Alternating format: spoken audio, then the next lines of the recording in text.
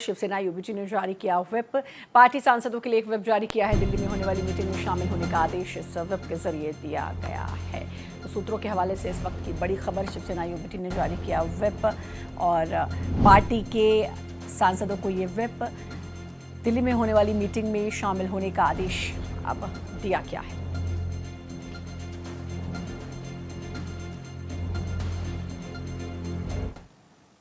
तो शिवसेना यूबीटी के जो बागी सांसद हैं वो भी आपको बता दें, 6 बागी सांसद हैं जिन्होंने किनारा किया है और शिवसेना शिंदे गुट में संपर्क होने की चर्चा है। इसमें कौन कौन शामिल है? संजय जाधव, संजय पाटिल, नागेश बापू राव आष्टीकर, ओम प्रकाश राजे निम्बालकर, भाऊ साहेब वाकचौरे और संजय देशमुख। ये वो तमाम नाम हैं जो बागी सांसदों के हैं और शिंदे गुट में शामिल होने की खबरें हैं।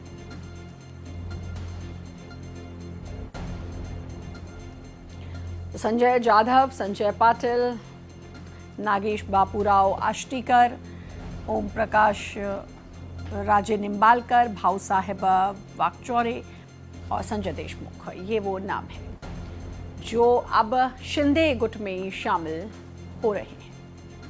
ये कहा जा रहा है। आज बाकायदा संजय राउत ने इसको लेकर एक प्रेस कॉन्फ्रेंस भी की। अभिषेक पांडे हमारे साथ, हमारे संवाददाता जुड़ चुके हैं। अभिषेक, काफ़ी कुछ हलचल है इस वक्त अगर मैं बात करूं शिवसेना उद्धव गुट में, क्योंकि आज संजय राउत ने एक प्रेस कॉन्फ्रेंस भी की।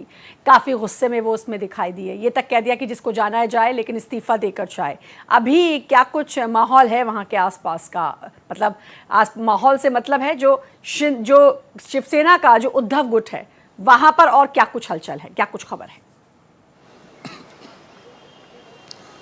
देखिए, उद्धव गुट ने कल 11 बजे एक मीटिंग बुलाई है, संसदीय दल की मीटिंग बुलाई है, लेकिन सबसे महत्वपूर्ण चीज़ है कि सेशन नहीं चल रहा है, तो ऐसे में उस व्हिप का कोई बहुत महत्व नहीं है। तो उस व्हिप को लेकर कोई बहुत ज़्यादा ऐसा नहीं है कि उनके ऊपर दबाव है, क्योंकि सभी सांसद वो जिन्होंने सिग्नेचर करके अपना एक लेटर दिया था वो ओम बिरला को दिया गया। ओम बिरला ने इसको मान्यता दे दी है। खबर जो मिल रही है कि 6 सांसदों को शिवसेना में शामिल करने को लेकर जो पत्र था उसकी मान्यता ओम बिरला ने दे दी है, लोकसभा अध्यक्ष ने, जिसके बाद अब ये कहा जा सकता है कि वो 6 सांसद शिवसेना में शामिल हो गए हैं यूबीटी ग्रुप छोड़ करके। दूसरी महत्वपूर्ण चीज़ जो है वो है, अभी कुछ देर पहले प्रताप राव जाधव जो शिवसेना के कैबिनेट मंत्री हैं और इस पूरे ऑपरेशन में बेहद अहम रोल में थे, उनसे बात हुई। उन्होंने भी साफ कर दिया है कि ये जो लोगों ने छोड़ा है उसके जिम्मेदार अकेले संजय राउत हैं, क्योंकि संजय राउत जिस तरीके की भाषा बोलते हैं, गाली गलौज करते हैं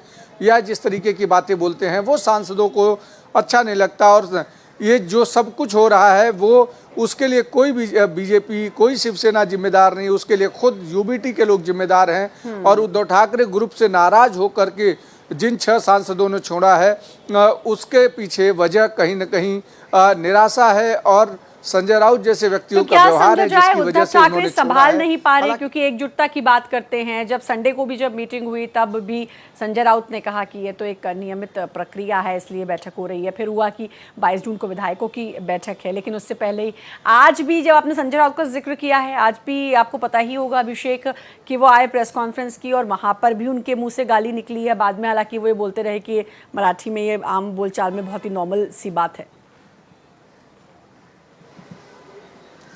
देखिए, आम मराठी बोलचाल की भाषा में कोई गाली गलौज आम बात नहीं है, क्योंकि आप किसी को गाली देते हैं मतलब गाली देते हैं। और जिस तरीके की भाषा संजय राउत इस्तेमाल करते हैं, हालांकि ये माना जा रहा है कि संजय राउत के लिए आम होता है, क्योंकि संजय राउत अपनी भाषा में या शिवसेना में जो कोर शिव सैनिक रहे हैं उनमें मैक्सिमम इस तरीके की भाषा का इस्तेमाल होते रहा है। लेकिन आम भाषा में अगर इसको कहें कि हर व्यक्ति इसको एक्सेप्ट करेगा, वो बहुत वो नहीं है। दूसरा, उद्धव ठाकरे जिस तरीके से पार्टी संभालनी चाहिए थी वो संभाल नहीं पा रहे हैं। उद्धव ठाकरे इसके पहले 2022 में भी उनके ऊपर आरोप लगते रहे कि वो किसी से मिलते नहीं है, किसी से बात नहीं करते, किसी के सुख दुख में बात नहीं करते।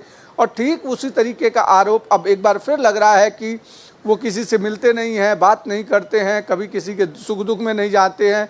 और एक और कहा जाता है कि जिस भी जगह दौरे पर जाते हैं वहाँ का सांसद अगर उनकी पार्टी का है तो भी उनके घर नहीं जाते या उनके घर वालों से मिलते कुल नहीं है। मिलाकर तो ये कहीं ना कहीं एक बाबा साहब ठाकरे अंदर की, से बाला साहब ठाकरे की अभिषेक जो लेगेसी थी उसको नहीं बढ़ा पा रहे हैं। अगर इस तरीके से इसको समझा जाए तो शायद गलत नहीं होगा, क्योंकि बाला साहब सभी का ध्यान रखते थे, लेकिन उस तरीके से उद्धव ठाकरे जो हैं आगे नहीं बढ़ पा रहे और शायद यही स्थिति इसीलिए आई है। बहुत बहुत शुक्रिया आपका अभिषेक तमाम जानकारी देने के लिए।